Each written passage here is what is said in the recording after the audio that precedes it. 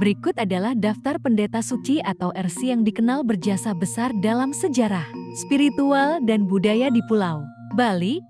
Mereka memainkan peran penting dalam penyebaran agama Hindu, pembangunan pura, dan penyucian wilayah Bali.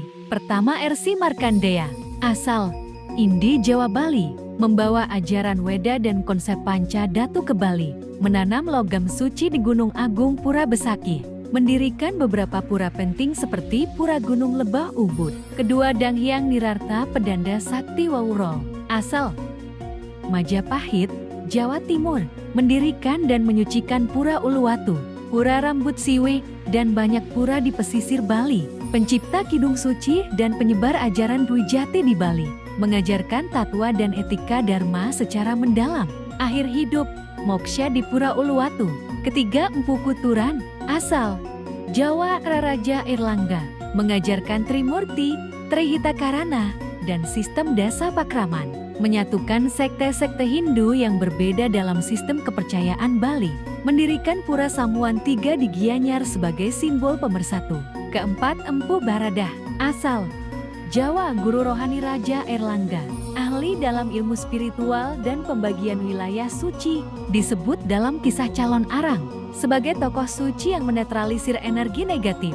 Kelima, Bagawan Siddhi Mantra, asal Jawa, tokoh penting dalam legenda Pura Silayukti dan Goa Lawah, dikenal dari kisah Baruna, Naga Basuki, ahli dalam ilmu spiritual air dan alam bawah tanah. Keenam, Dukuh Jumpungan, asal Nusa Penida, ahli membuat perahu suci dan membelah daratan Nusa Penida untuk jalur laut, tokoh spiritual yang menurunkan garis keturunan sakral.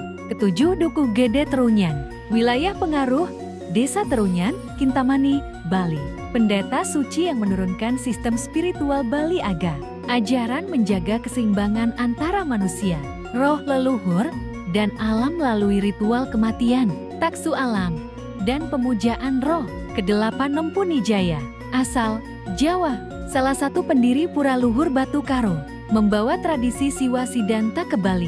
Kesembilan, Nersi Bujangga Waisnawa, asal Bali, menyebarkan ajaran Waisnawa Vishnu di Bali bagian timur dan utara, disebut dalam beberapa lontar Bujangga sebagai guru spiritual garis Waisnawa.